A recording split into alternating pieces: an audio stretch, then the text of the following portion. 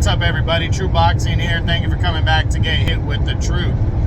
So today, my 2021 True Boxing Awards continue. As today, I'm going to do the most anticipated fight of the year. This one might run about 20 minutes or so. I'm going to try to keep it to about that. We're just going to give the 3 nominees from each weight class, from 122 all the way to heavyweight, and then I will give pretty much my top 10 for the whole year after that for, most anticipated fight of the year. And basically, it's not how the fight ended, it's the build up to the fight, how big it was, and, the hype for the fight. That's what most anticipated fight of the year is all about. So don't get it twisted thinking, oh, well, what about the ending? The ending doesn't matter. We're boxing fans, and boxing, how excited were we for these fights? Excuse me, I give my personal opinion, and based on how I think the boxing world, from the way I saw it, was interested in these fights taking place. So let's start with 122, Super Bantamweight, and we look at the most anticipated fight of the year there. The top 3. Number 3 was MJ Mirajan Akhmadaliyev's 12-round mandatory title defense against Ryosuke Iwasa. That was a big one. Iwasa was a former champ coming in. It was a mandatory fight. MJ was making his first official defense and was taking on at the time, Iwasa was like a top 5 super bantamweight. So this was a big time matchup right here. And, that people wanted to see if Mirajan was for real. Number 2, I gave it to Brandon Figueroa versus Luis Nery for the WBC super bantamweight title. Nery was the undefeated champion coming in. He was making the first defense of his title in a second weight class against the tough Brandon Figueroa, who just comes right at you and throws a lot of punches. So this was a lot of people were looking forward to this one as well. And, that because everybody knew stylistically it was going to be a firefight. But the number 1 fight for sure, I'm giving it to Figueroa versus Fulton. Brandon Figueroa versus Stephen Fulton Jr. as they attempted to unify titles in November. Figueroa is an undefeated WBC champ, throws a lot of punches, was coming off the win over Nery, and Fulton, the undefeated WBO champ, more of the boxer, and was coming off a big win over Angelo Leo where he captured the belt. So 2 undefeated champions going at it. Basically it was to declare a new number 1 or a co-number 1 with MJ, Mirajan Akhmadaliyev. And it was a big time, a lot of people were looking forward to it. So that one finished as the Super Bantamweight most anticipated fight of the year. 126, Featherweight. Number 3, I gave it to Emanuel Navarate versus Christopher Diaz for the WBO Featherweight title. Navarate, it was the first defense of his belt at 126. He was trying to establish himself, and he was taking on the guy known as the Pit Bull, Christopher Diaz. Diaz, always a tough fighter, only lost a couple fights, and was coming in, and I really thought, a lot of people thought this was going to be a dogfight with Navarate. That Navarate was going to have to work hard to beat Diaz, and a lot of people were looking forward to that. So that was number 3. Number 2, I gave it to Emanuel Navarate versus Joette Gonzalez for the WBO Featherweight title. This was a mandatory fight. Gonzalez had become the mandatory number 1 contender, and, he was coming off a nice win over Miguel Marriaga, and a lot of people wanted to see him against Gonzalez him against Navarate, because to be honest, ever since the Dog Bay back-to-back fights, this was probably Navarate's toughest challenge and toughest opponent going in.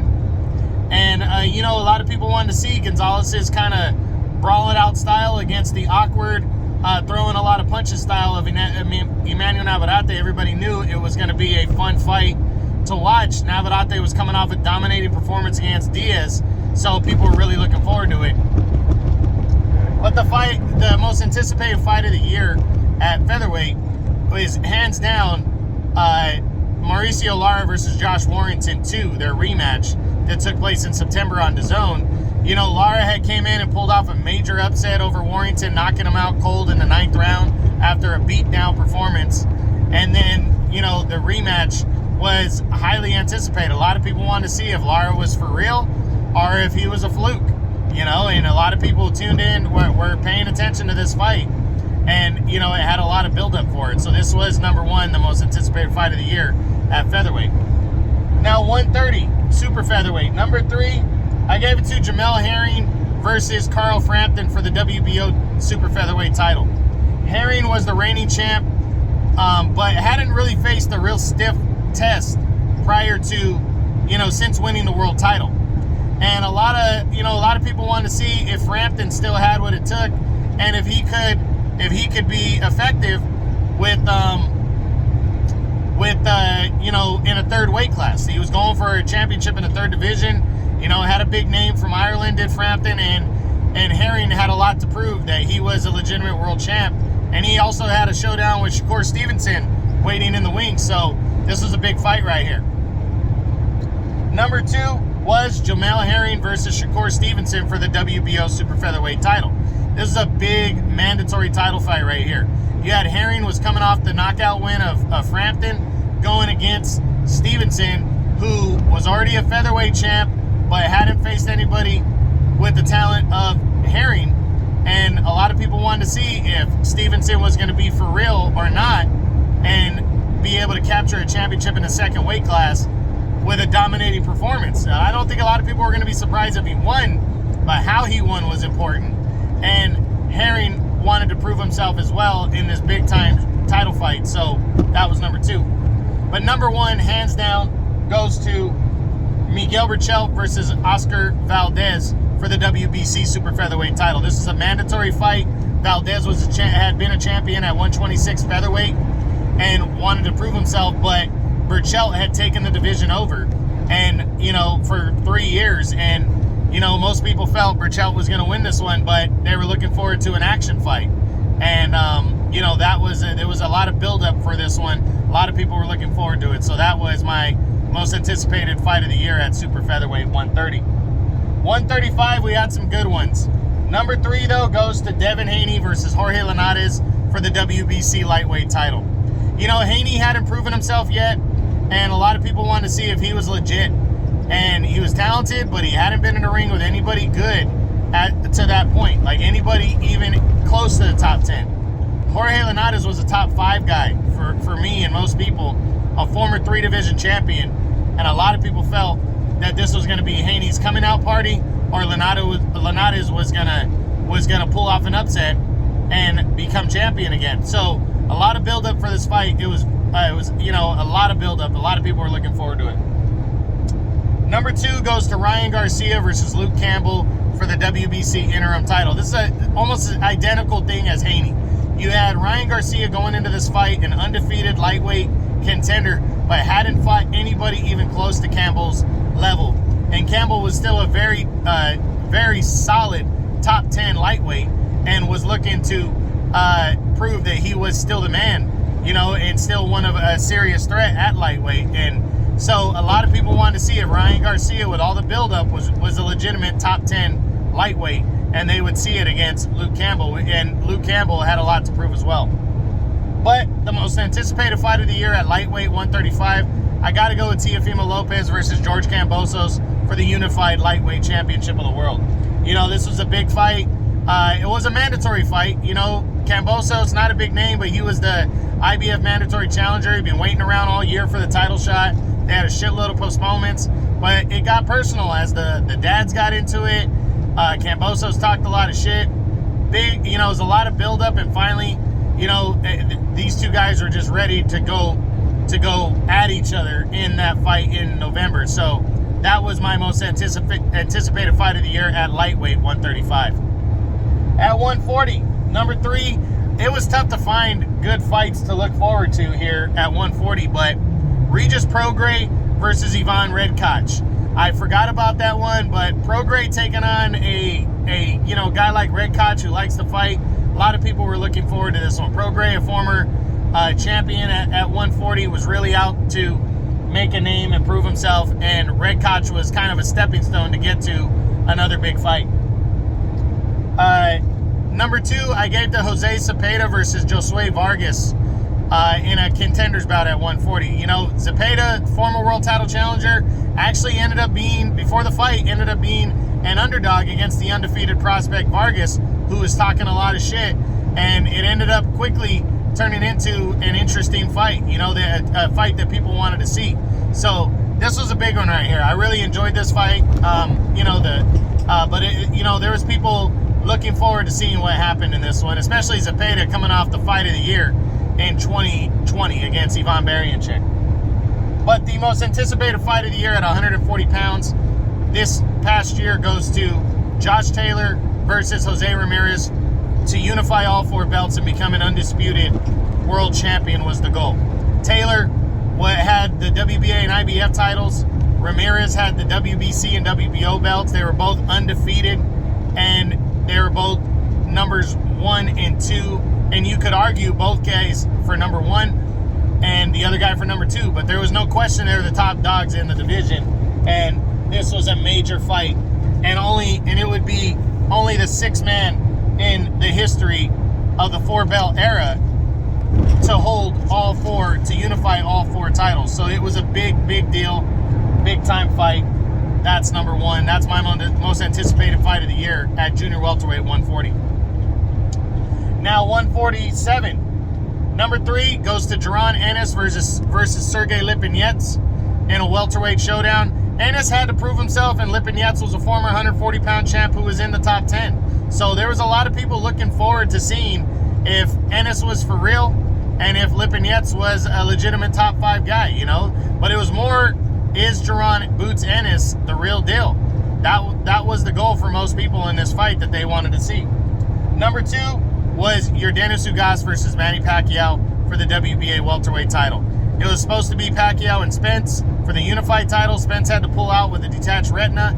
So, in 2 weeks' notice, Ugas stepped in to defend the WBA title, and it was, a lot of people were looking forward to it. Ugas was an established, but not a huge name, and Pacquiao was trying to become a champion again and go into possible showdowns with either Errol Spence or Terrence Crawford. So this was a big fight right here at 147. But the most anticipated fight of the year at welterweight for sure was Terrence Crawford versus Shawn Porter for the WBO welterweight title.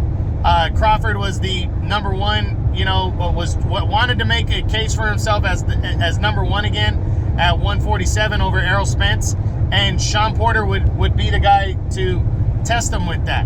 And Porter was, a former 2-time champ. He was a mandatory challenger, and he finally was like, fuck it, I'm crossing the street, let's make this fight happen. And it was highly anticipated. A lot of people wanted to see if Crawford really was on the elite level at 147, and if Porter still had what it takes to compete at that level. So there was a lot of a lot of questions to be answered with this fight, and a lot of people were looking forward to it. 154. Number 3 was Erickson Lubin versus Jason Rosario.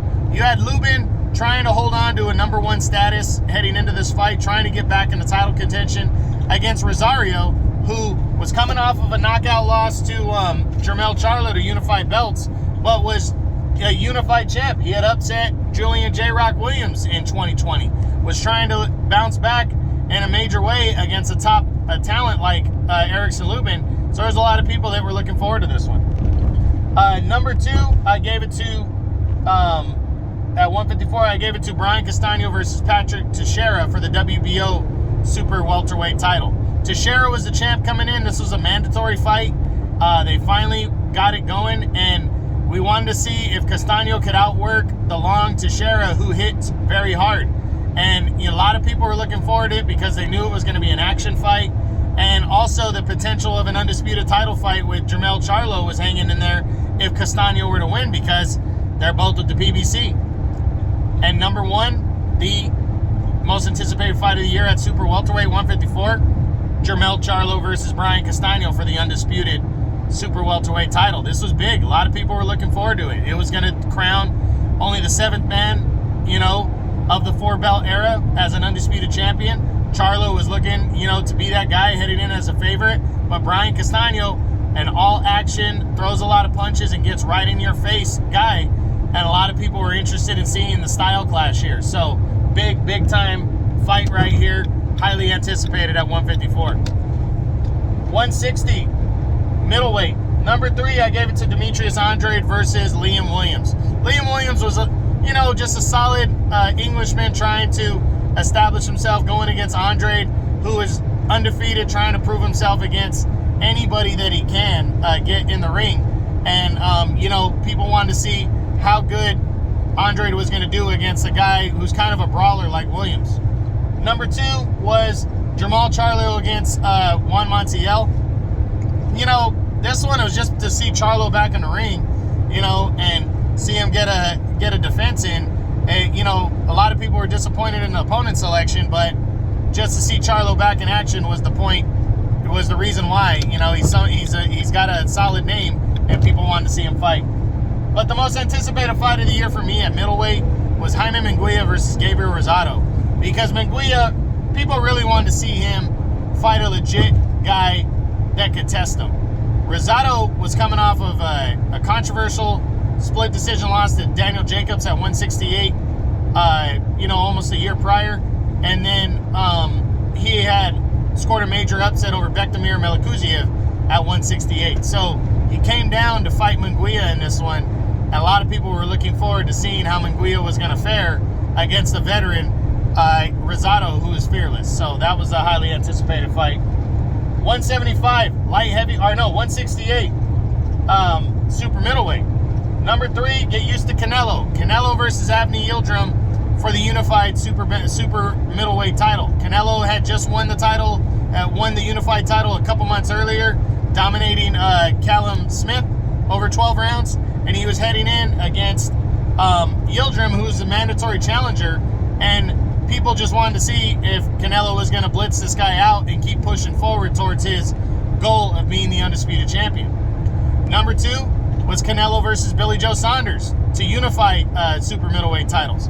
Canelo headed in, coming off the win over Yildirim. He had the WBC and WBA titles, and Billy Saunders was an undefeated 2-division world champion and out to prove himself in this one. Honestly, he wanted to become a known name in all the households going against Canelo, but Canelo had the goal of undisputed on his mind, so a lot of people wanted to see if Canelo was going to gobble up another title and head into an undisputed title fight later in the year. And the most anticipated fight of the year at super middleweight 168 was Canelo versus Caleb Plant for the undisputed super middleweight championship, bringing aboard all 4 belts to the winner. Highly anticipated. Caleb Plant was an undefeated champion and a pure boxer, bigger than Canelo, heading in against Canelo, a fearless fighter who is coming off of back-to-back knockout wins in the year, and was trying to become the undisputed champ. So this is a big-time matchup right here. A lot of people were looking forward to it. Okay, so 175 light heavyweight. Number 3, I gave to Joe Smith Jr. versus Maxime Vlasov for the vacant WBO light heavyweight title. Joe Smith was a fighter of the year candidate in 2020, and a lot of people wanted to see how he was going to do heading into this fight. If he could finally become a world champion. The belt was vacant. He was a big favorite, but Maxime Vlasov, a veteran. A lot of people wanted to see how Smith was going to do heading into this fight. And, so that was number 3 for me. Number 2, I gave it to Lyndon Arthur versus Anthony Yard 2, the rematch.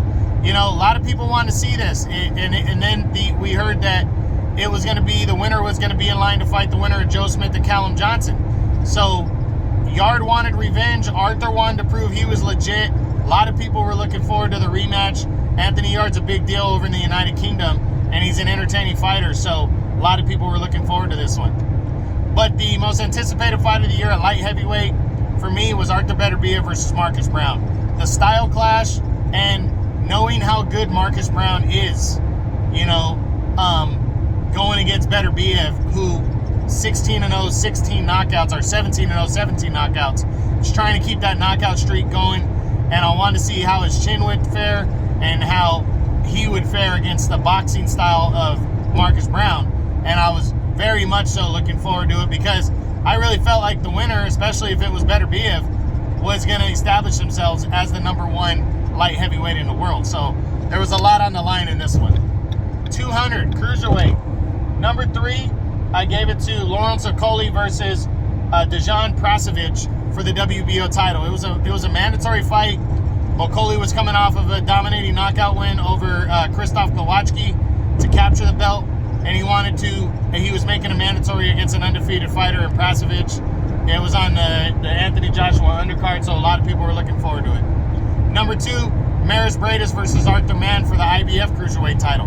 Now, it was, Arthur Mann was not a big name, but to see Maris Bradis return, finally, after a year off, after winning the World Boxing Super Series, people were excited about this. He's the number 1 cruiserweight in the world, so a lot of people were looking forward to this one. But the number 1, the most anticipated fight of the year at cruiserweight, I feel, was Lawrence Okolie versus Krzysztof Kowalski for the vacant WBO cruiserweight title. This fight was long overdue. It had a couple postponements. Kowalski, a former 2-time champion, against Okolie, who hadn't really been tested yet. A lot of people were looking forward to it immensely. I really was. It was, I really wanted to see if Okolie was going to be the next big thing, or if Kowalski was still sitting at the top of the division. Heavyweight, top 3. Number 3 goes to Dillian Whyte versus Alexander Povetkin in their rematch for the WBC interim title. Povetkin, a lot of people thought Povetkin was going to knock him out again after he knocked him out the first time. Dillian Whyte's defense was questionable, and Alexander Povetkin, all he needed was one big punch at his age. But people wanted to see if Dillian Whyte was going to eradicate that loss and let everybody know, hey, I'm still the man here. That was a fluke that night in August of last year. And there was a lot of build-up towards this heavyweight rematch right here. I was really looking forward to it. A lot of people were. Number 2 was Anthony Joshua versus Alexander Usyk for the, I take that back. Number 2 was Tyson Fury versus Deontay Wilder 3 for the WBC Heavyweight Championship of the world. This fight was big because it was their rubber match. A lot of people wanted to see if these two guys, if we were going to see the same story, Tyson Fury win and held onto his belt, stay at the top of the division, or if Deontay Wilder had that magic in his hands to end the night. Many people were looking forward to this rubber match right here, and a lot of people wanted to see it. But the most anticipated fight of the year at heavyweight was Anthony Joshua versus Alexander Usyk for the unified light heavyweight title. Joshua, the established 2-time unified champ, wanted to leave no doubt taking on the undefeated, former undisputed cruiserweight champion, Alexander Usyk. This got so many hits on my channel, the anticipation for this bout, because Joshua was a big favorite, was a heavy favorite, but there was a lot of people that thought Usyk could pull off an upset, and a lot of people tuned in to watch this fight. This is a very big fight. Now, my top 10, let's knock it out real quick. My top 10 most anticipated fights of the year in 2021. Number 10, Teofimo Lopez and George Kambosos for the lightweight title, the unified lightweight title. It was a big deal. Lopez was the number 1 lightweight in the world, and there was a lot of bad blood and shit talking, so this fight gets number 10 for me. Number 9, Alexander Povetkin versus Dillian Whyte 2, their rematch for the WBC interim heavyweight title. Whyte was a top 5 heavyweight, and heavyweight's the best division in boxing right now. And going in against Povetkin, a former champion and a long-time serious threat in the heavyweight division with power. A lot of people wanted to see if Povetkin could repeat it and leave no doubt, or if Dillian Whyte could get his revenge. This was a highly viewed fight right here. Number 8, Josh Taylor versus Jose Ramirez to unify all 4 belts for the undisputed junior welter or super lightweight title, junior welterweight title. A lot of people were looking forward to this one right here. It was for the undisputed title to crown only the 6th ever undisputed champion in the 4-belt era. Big fight right here. Number 7 was Jermell Charlo versus Brian Castano to unify all 4 belts and declare an undisputed super welterweight champion at 154. Big time fight. Charlo was the top 2 guys in the division. Huge fight right there. Number 6 was Canelo Alvarez versus Billy Joe Saunders to unify super middleweight belts at 168. Saunders was a shit-talking 2-division champion, undefeated, and Canelo, the pound-for-pound king. A lot of people were looking forward to this one. Number 5 for me was Manny Pacquiao versus Yordenis Ugas for the WBA welterweight title. Pacquiao coming in trying to reestablish himself and set up big fights with Errol Spence and Terrence Crawford. You know, going against Ugas, who is a very established and solid welterweight, who is trying to hold on to his belt a lot. You know, a lot of people were looking forward to that one because of Pacquiao. Number 4 was, and it's tough to say this, our number 4 was Terrence Crawford against Sean Porter for the WBO welterweight title. A lot of people were looking forward to this one, to see if, you know, as I said, if Crawford was the real deal, or if, you know, if Porter still had what it took to be the top guy in the division, so, or to be at the very top of the division. Number 3 goes to Canelo versus Caleb Plant for the undisputed super middleweight title. A lot of people were looking forward to this fight. Canelo, at the time, was trying to become only the 7th man in history to become a 4-belt undisputed world champion, and actually the first ever Mexican to do that, to accomplish an undisputed title feat. So this was big, big time fight. Number 2 goes to Tyson Fury versus Deontay Wilder for the heavyweight championship of the world, the WBC heavyweight championship of the world. A lot of people wanted to see this fight, this rubber match, the shit talking between the two guys, the bad blood. It was all everything. But what kept it number 2 for me in the heavyweight division and overall was the fact that we, you know, people weren't as interested just because everybody thought that Fury was going to blow Wilder out in this one. But the most anticipated fight of the year for me is Anthony Joshua versus Alexander Usyk for the unified heavyweight title. I know some people are going to disagree and be surprised by this, but guys, you have no idea the following that Joshua has worldwide. You have no idea how big of a name Alexander Usyk is worldwide. And there was a lot of people in the United States that were looking forward to this heavyweight fight because Usyk, a gold medal winner, undefeated, and he had become the undisputed champion with almost ease at 200 pounds at cruiserweight. And he had defeated all the top guys there. He's a pound-for-pound fighter coming in.